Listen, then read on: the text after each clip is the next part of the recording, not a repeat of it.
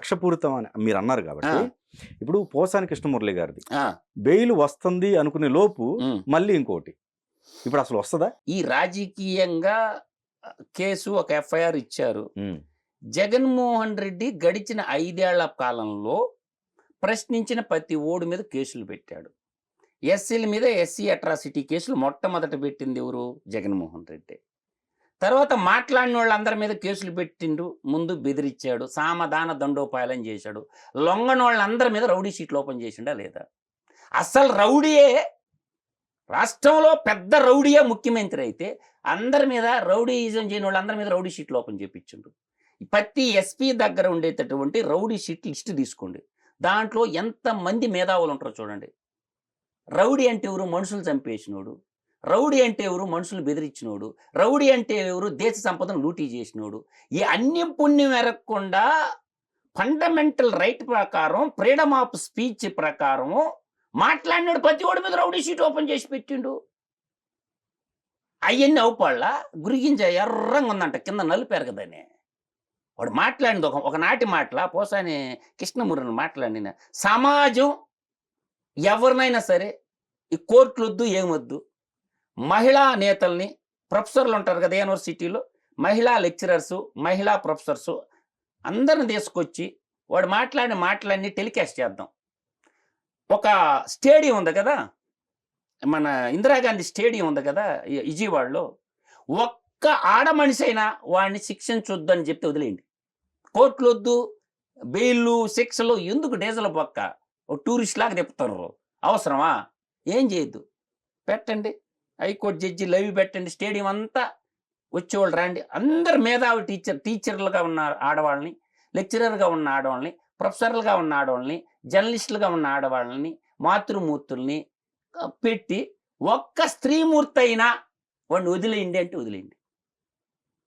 అంటే చేసిన పనులన్నీ, మాట్లాడాల్సిన మాటలన్నీ మాట్లాడి వాళ్ళ ప్రభుత్వం చర్యలు తీసుకుంటుంటే చానరాని మాటలన్నీ అన్నాడు. అలా అనకూడదు. బెయిల్ వచ్చే అవకాశం ఉంటుందా?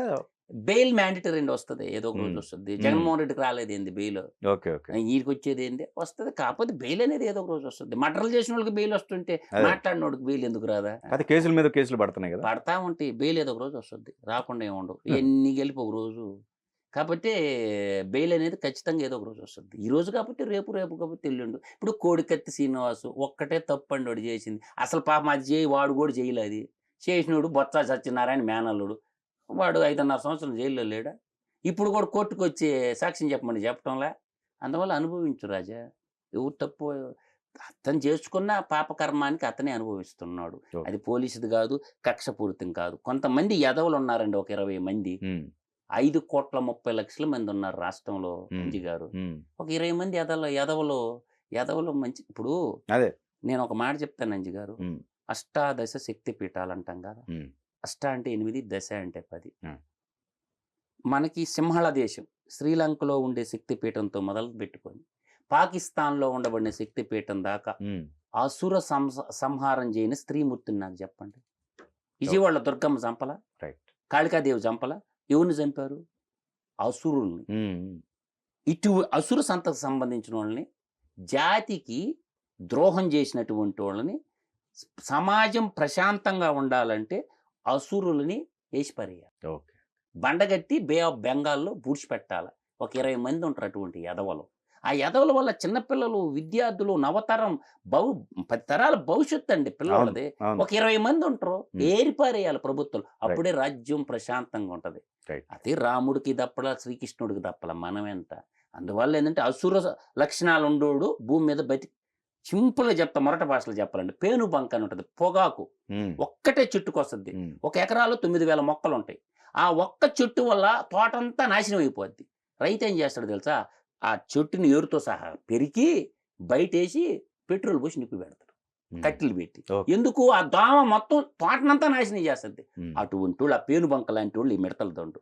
ఇటువంటి 20 మంది ఎదవల్ని ప్రభుత్వం ఎలిమినేట్ చేసి అవతల బారేయాలి. అప్పుడే బాగుంటుంది రాష్ట్రం. రాష్ట్ర సర్వతోముఖాభివృద్ధిని దృష్టిలో పెట్టుకుని ఆ విధంగా చెయ్యాలి.